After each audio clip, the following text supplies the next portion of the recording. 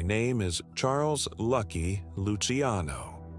But I wasn't always lucky.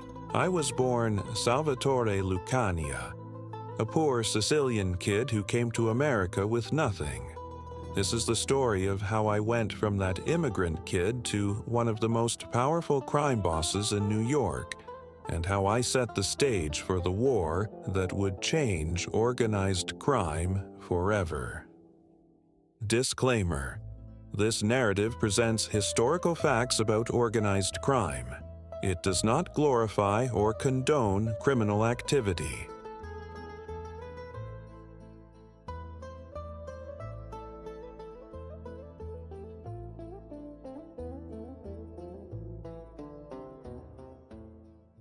November 24th, 1897. I was born in Lercara, Fritti, Sicily, a miserable town where poverty was inevitable. My father, Antonio, worked the sulfur mines for pennies. My mother, Rosalia, raised 5 kids in a stone house with a dirt floor, dreaming of a better life in America. In April 1906, when I was 9, we scraped together enough money for passage. We boarded a ship to New York, crammed in steerage with hundreds of other desperate immigrants. The voyage was hell, vomit, disease, death. But we survived. When we arrived at Ellis Island, an immigration officer changed our name from Lucania to Luciano. Just like that. That was my first lesson about America. They don't respect you unless you make them. My father found us a cramped tenement apartment in the Lower East Side of Manhattan, 3 rooms for 6 people. The neighborhood was packed with Sicilians, Irish, Jews, all of us poor, all of us struggling. I'd traded Sicilian poverty for New York poverty. The only difference? In New York, I could see wealth everywhere. I just couldn't touch it. That's when I made my decision. I would never be poor again, whatever it took. School was a nightmare. I was 9 years old, couldn't speak English, stuck in a classroom with 6-year-olds. The American kids called me wop, guinea, garlic breath. The teachers didn't care about Italian immigrant kids. I lasted maybe a year before I started skipping. The streets gave me a real education. I started as a delivery boy, but quickly realized honest work was for suckers. So I started stealing. Fruit from carts, coins from pockets, then bigger jobs. I also offered protection to Jewish kids getting bullied. They paid me, I protected them. Simple business. June 1911. I got caught and sent to reform school in Brooklyn for 4 months. Those 4 months changed everything. I met real criminals who taught me how the underworld worked, how to fight, how to survive, how to build a reputation. When I got out, I had street credibility. People knew I'd done time and kept my mouth shut. I formed my first gang, 6 or 7 Sicilian kids. We robbed stores, snatched purses. By 15, crime was my profession. In 1912, I met Francesco Castiglia, Frank Costello. He ran the 104th Street Gang and was everything I wanted to be. Smart, sophisticated, ruthless when necessary.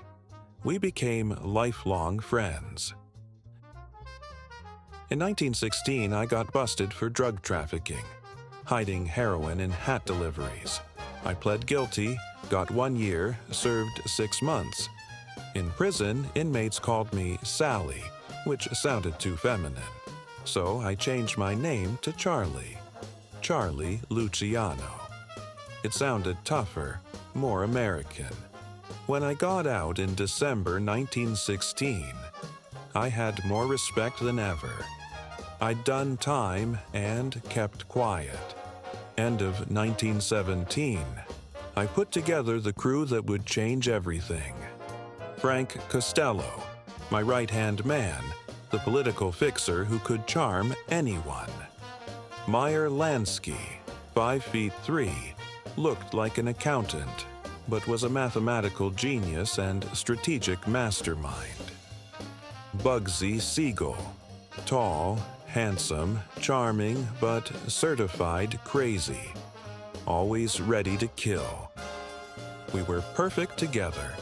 Costello, Lansky, and I were the brains. Siegel was the muscle. By 1918, we had 20 guys and were investing in bookmaking operations. We were doing well, but we were about to become rich beyond imagination. January 17, 1920. Prohibition went into effect. The manufacture, sale, and transportation of alcohol became illegal. The government thought they were creating a sober society. What they actually created was the greatest criminal opportunity in history. They made a product millions wanted illegal, then acted surprised when criminals provided it. End of 1920, I saw Al Capone back from Chicago. Custom suits, diamond rings, making millions running bootleg liquor. If he could do it in Chicago, I could do it in New York. We recruited Joe Adonis and launched our bootlegging operation. The profits were enormous. Buy whiskey for $5, sell it for $60. The risks were minimal. Light penalties, easy to bribe cops. Frank Costello became our political specialist. He corrupted everyone, beat cops, detectives, judges, prosecutors, city councilmen. We had half the NYPD on our payroll and a quarter of City Hall in our pocket. We divided responsibilities. Costello, corrupting politicians and police. Lansky and Siegel, smuggling liquor from Canada. Adonis, managing street operations. Me, overseeing everything, making big decisions. We recruited Vito Genovese as my lieutenant. Stocky, vicious, ruthless. I thought he'd be loyal forever. Big mistake.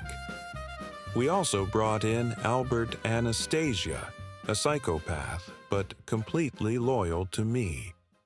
Then I met Arnold Rothstein, the man who fixed the 1919 World Series. He became my mentor, taught me how to dress, behave, operate in high society. He showed me that a criminal could be a gentleman. Violence is for amateurs, Rothstein told me. The real money is made with your brain, not your fists. By 1925, we were making $12 million a year from bootlegging alone, plus gambling dens, loan sharking, labor racketeering. We cleared $4 million a year in profit. I lived in a luxury apartment, drove expensive cars, wore custom suits from Italy. I ate at the finest restaurants, rubbed shoulders with celebrities and politicians. I'd achieved what I set out to do. I was rich. I was powerful. But success attracted attention from the people who thought they ran New York. The old dons. By 1926, I was 29 and running one of New York's most successful criminal enterprises. That's when the traditional mafia bosses wanted their cut. Giuseppe, Joe the Boss, Masseria, and Salvatore Maranzano. Old Sicilian bosses stuck in medieval traditions. They dressed in black, spoke broken English, had ridiculous mustaches. They made money the old-fashioned way. Monopolies on Italian goods, gambling in Italian neighborhoods. Small-time rackets. When they saw bootlegging profits, they wanted in. But they didn't want to compete. They wanted to force successful operators like me to join them. These old Sicilians had one major problem with my operation. I worked with Jews and Irish. In their view, the Mafia was Sicilian only. I thought that was stupid. Meyer Lansky was smarter than half the Sicilians I knew. Bugsy Siegel was tougher than most of their soldiers. Why exclude them because they were Jewish? But the old dons couldn't see past their traditions. Salvatore Maranzano approached me first. We met in a Little Italy restaurant back room. Maranzano was different from typical old bosses. He was educated, had studied to be a priest in Sicily. He was sophisticated, spoke better English, understood strategy. He wanted to become boss of all bosses. He complimented my success, then said he didn't like my crew. Working with Jews and Irish violated Sicilian traditions. I cut him off. Lansky, Siegel, and Costello are my friends.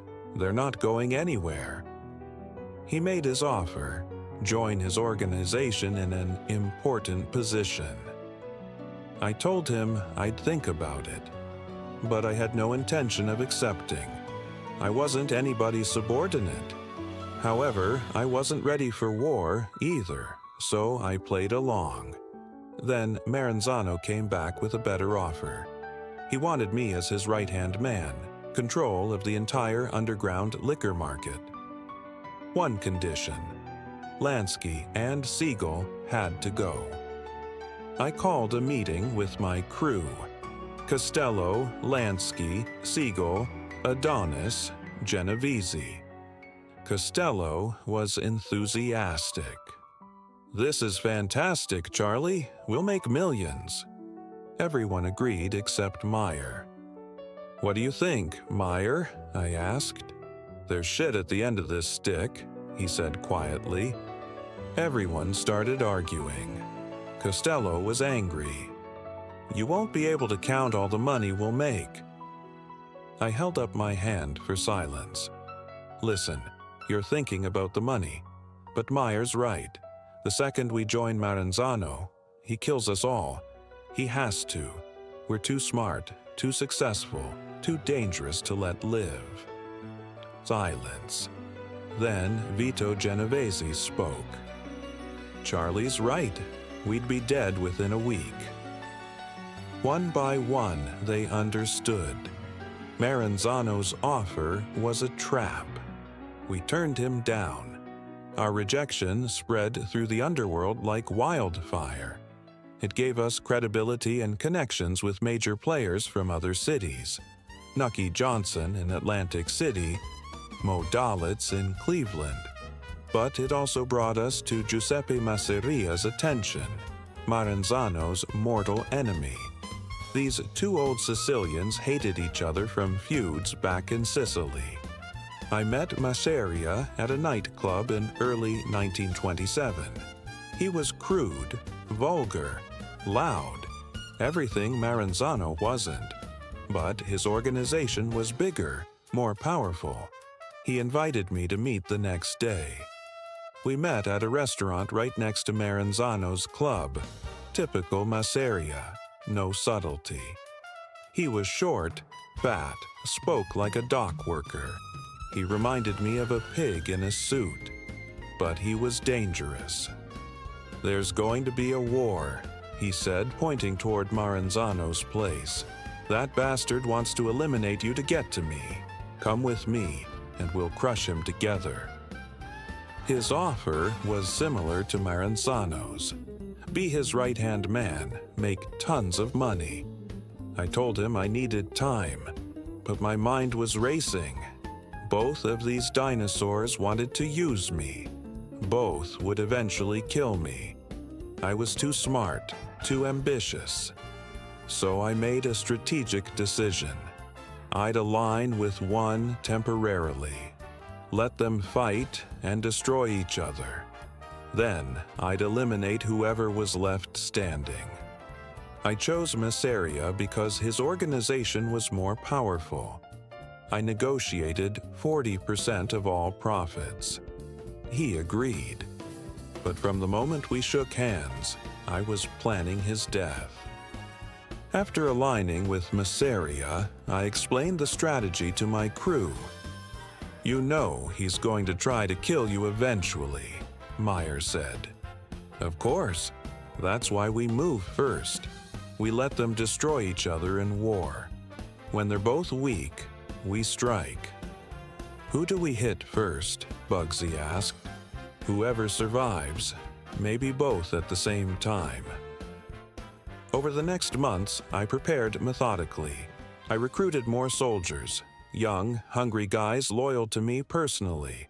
I strengthened my alliances across the country: Chicago, Cleveland, Detroit, Philadelphia. I made sure my organization could function independently.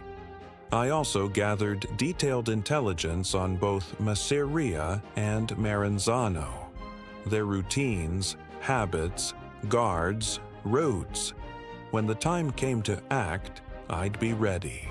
The tension between Masseria and Maranzano kept escalating through 1928 and 1929.